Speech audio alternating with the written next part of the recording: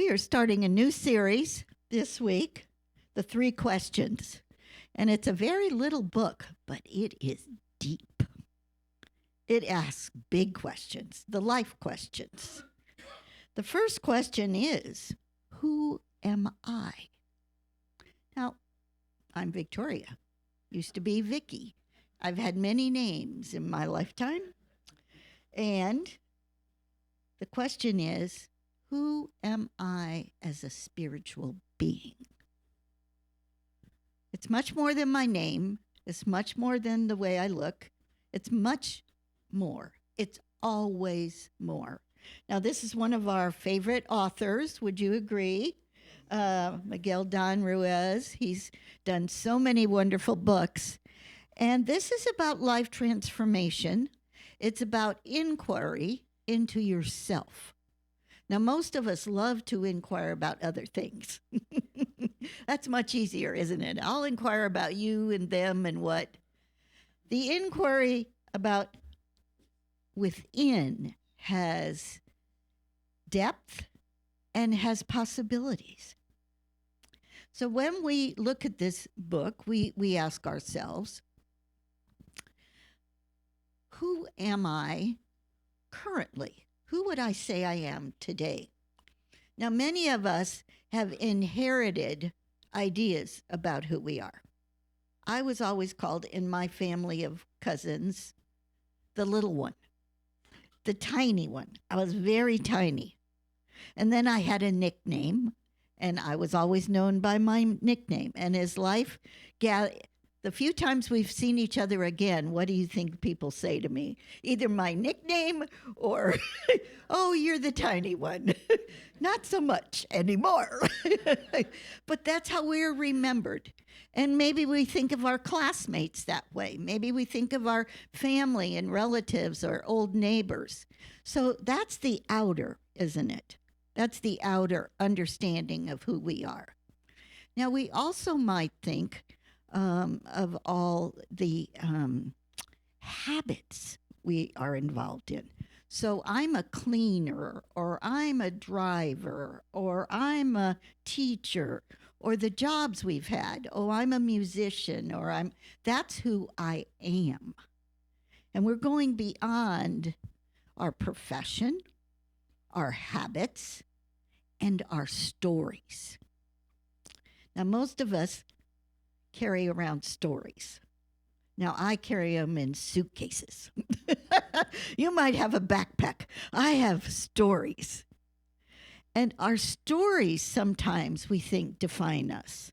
Like I was one of 8, or I was an only child, or I moved across the country, or I went to college, or I went to a small school. Paul's from a class of 14 graduates in high school. I'm from a class of 1,000. Just a little different. 14, he knows them all. They still have reunions. They're all connected. I'm one of 1,000 in my class. My school was over 3,000. Big school. So we can say, sometimes we look at ourselves and I am from a big school. I am from a small school. I'm from Salem. I am. And we begin to associate to this outer world. And what we're going to be talking about is the inner world. 3 nods. Not yet. 2 nods. I'm going for 3. 3 nods. So when we look at our inner world, we also look at habits. Anyone here admit to a habit? Good ones. Nothing wrong with the habit as long as we don't identify that that's me. I keep a clean car. Really not. I'm just what's rolling in my head. This is who I am. This is what I am. And that is something I do versus what I am. Another way to think of it is, I said stories, habits, ideas, This is who I am. And what we want to get to is that core. Who am I?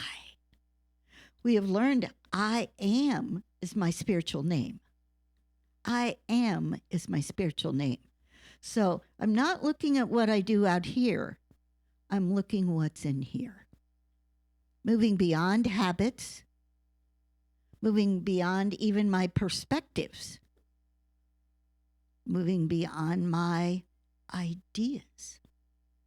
So our wonderful author says, we are life. I am life. So just say that to yourself. I am life. I am energy. I am energy. I'm not just taking care of business. I'm not just getting things done. I'm more than that. I'm here for a purpose. I am here to bring life and energy to the planet. That's big work. Now, I'm just saying this book is big work if we live it. I am here to bring life and energy to the planet. Now, I am someone maybe who does things by rote or by habit, or I'm someone who is alive and awake in my day. I want to be alive and awake in my day. I want to be focused on what is mine to do. And that opportunity to look within myself, not evaluating my I am by what is out here, listening to my guidance. I have a reading for you today. It's one that's either by Nelson Mandela or Marianne Williams. Do you know which one I'm talking about? And this was actually found on the wall of Mother Teresa office. And there are many people who say Nelson Mandela wrote it, and other people say Marianne Williams wrote it. I think we can say co-authors. Our deepest fear is not that we are inadequate. Our deepest fear is that we are powerful beyond measure. Say that to yourself. My deepest fear is not that I'm inadequate. It's that I'm powerful beyond measure. It is our light, not our darkness, that most frightens us. We ask ourselves, who am I to be brilliant, gorgeous, talented, and fabulous? All of you are brilliant, beautiful, gorgeous, and talented. You are a child of God. Your playing small doesn't serve the world.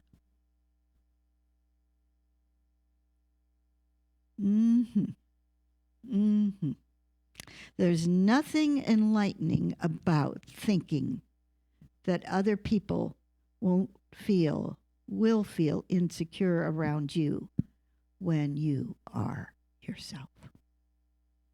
We were born to make manifest the glory of God that is within us. It's not just in some of us, it's in every one of us. And as we let our own light shine, we unconsciously give other people permission to do the same. As we are liberated from our own fear, our presence automatically liberates others.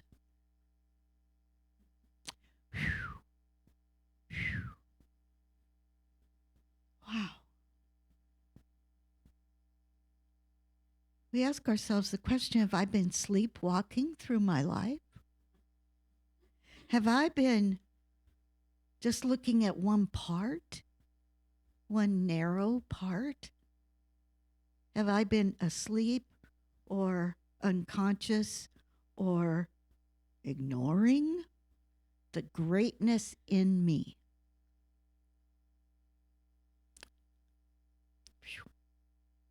Just say that to yourself. Am I ignoring the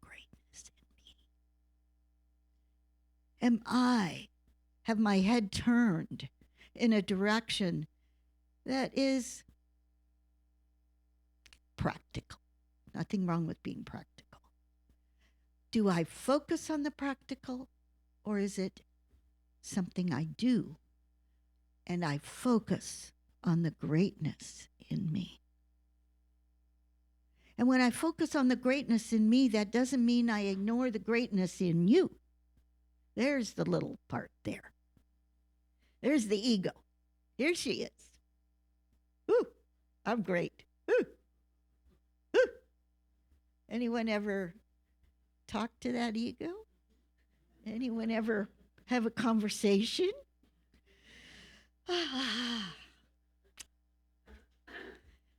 Are they sitting right next to me sometimes? Am I acting out of my ego sometimes? Yes. And we remember Course in Miracles says ego is edging God out. Edging God out. So as I remain true to the divine in me, I honor the divine in you. We can call it the Christ self, the beloved, the Holy One, in all of life. In all of life. We often think about, day to day. Day to day. And when we are focused on that energy of life, we see big picture.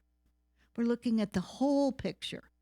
We get consumed by the getting the meal done, getting the gas in the car, getting to unity on time, getting blah, blah. The small things, and we lose sight of the big things. Am I true about that? I got a couple.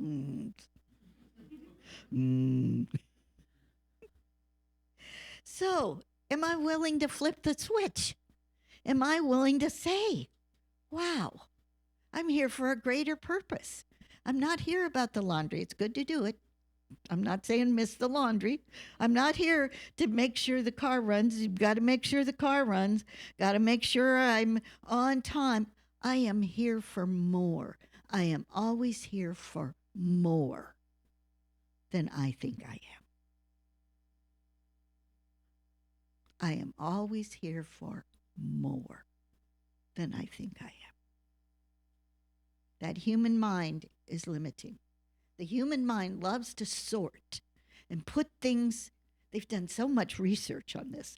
Brene Brown, that's part of her PhD, is studying people and how they sort life. We sort life. So this goes here, and that goes there, and that goes here, and that goes there. And family is here, and work is here, and this is here. And this is where the canned goods go, and this is where the sugar goes, and this is, and the big things and the little things in life. We love to get it in order. Yes? Yes, we do. And that's wonderful. Getting it in order is wonderful. And would I say, I am enough? Am I always looking to be better at something? Am I enough? Is the spirit in me enough? Yes. Oh, quiet. Very quiet. Am I engaged in my life? Am I a watcher? I have been a watcher of my life sometimes. I've been watching it. Sometimes I've been afraid. Sometimes I've been cautious. And I've been watching life instead of being in my life. Am I present? Do you realize how often we are not present? Like right now, you're already off to lunch. You've already meeting a friend. You're already tomorrow. I've got a class tomorrow. I've got a doctor's appointment tomorrow. I know, you're already there. You're already having soup. So how do I stay present? Head and heart. Head and heart. How do I stay present? So, thank goodness he has 3 keys for us. 3 tools. Are you ready for your tools? The 3 tools. The first tool is attention. Paying attention to what you think and feel. Now, this is a prescription. I'm writing, no, Don Miguel Ruiz is writing us a prescription. Stay awake. Pay attention to what you're doing, what you're thinking, and what you're being. Pay attention.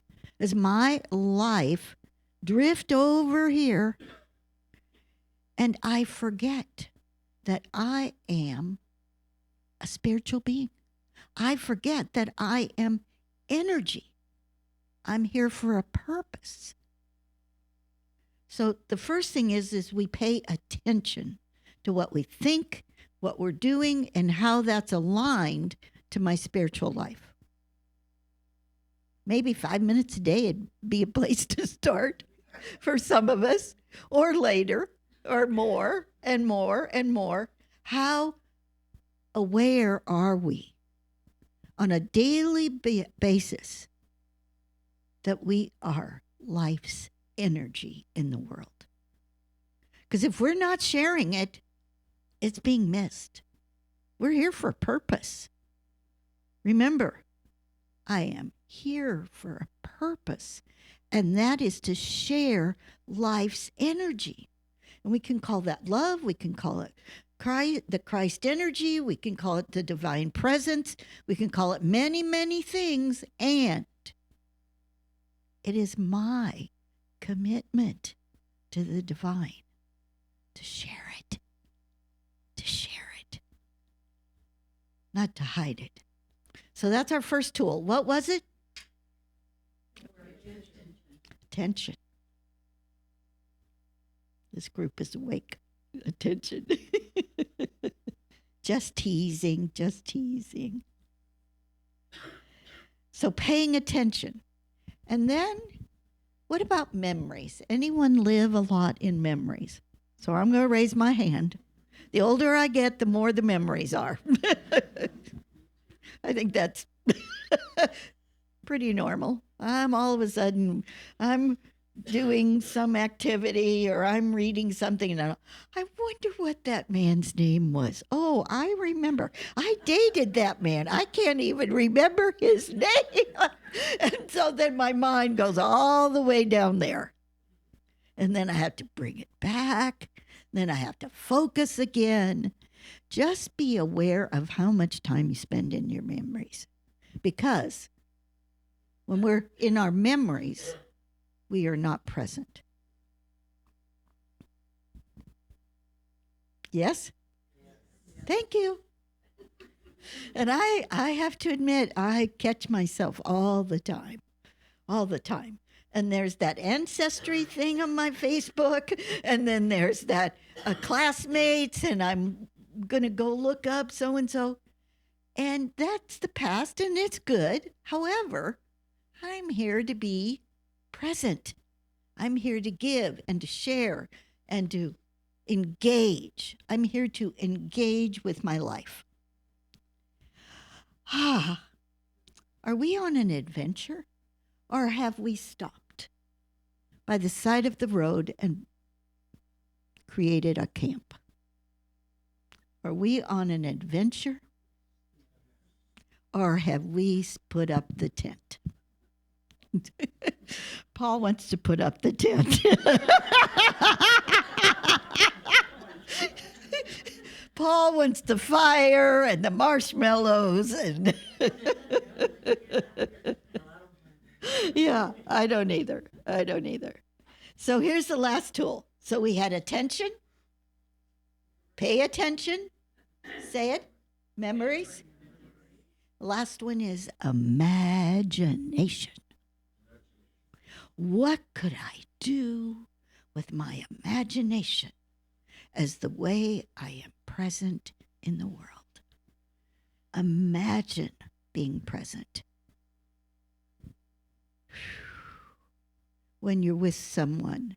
Imagine being present at the grocery counter. Imagine being present as you drive, as you come here. Imagine being 100% present as your spiritual self. We occasionally show up. We share tidbits, don't we? We hold a hand, we give a hug. I'll pray for you. Just expand that. Open your heart. Let's meditate. Invite you to close your eyes. I have a special prayer I'm going to read for you today. And I want you to remember that love loves you. Absolutely loves you. Impeccably loves you. The love which governs the universe loves you. You are love made manifest. This is a poem. Excuse me. This is a prayer, a poem. I give thanks for the life that lives within me. Breath, heartbeat, joy, and sorrow. Dance and stillness.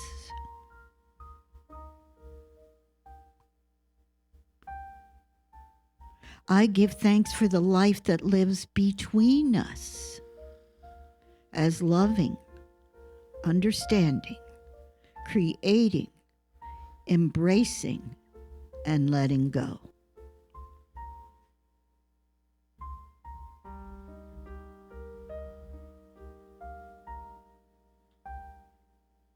I give thanks for all the life forms that surround and support us, for the web of life.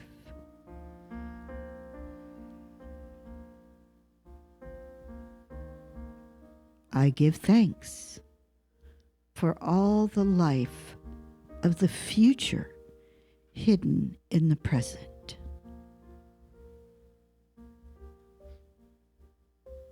That is inviting us to walk the path of infinite compassion.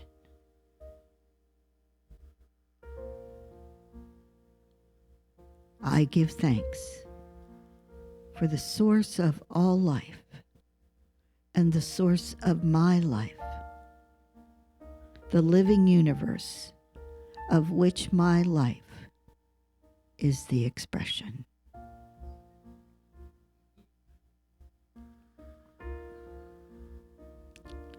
I invite you now to take 3 deep breaths. Exhale.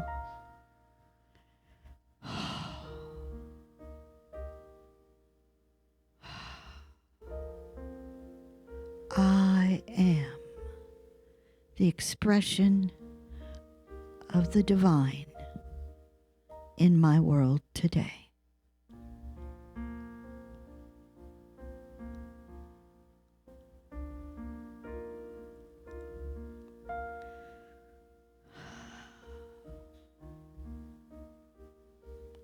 I am living proof that spirit is alive in this world.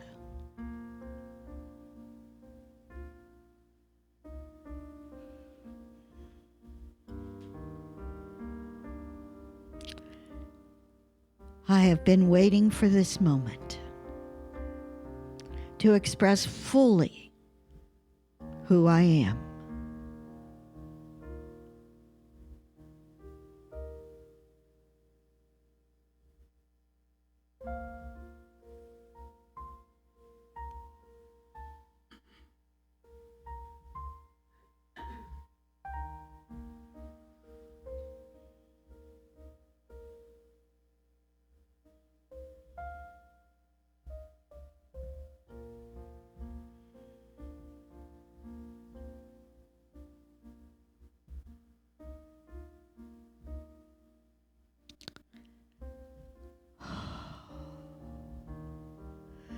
We carry this into our daily lives.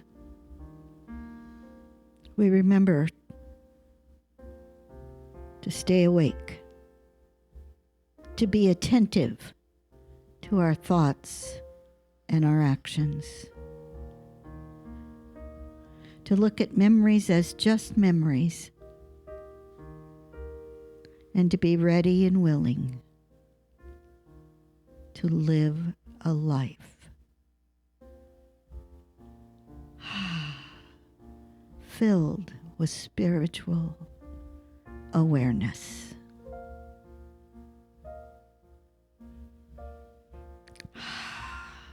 Breathing deeply in and out, in and out.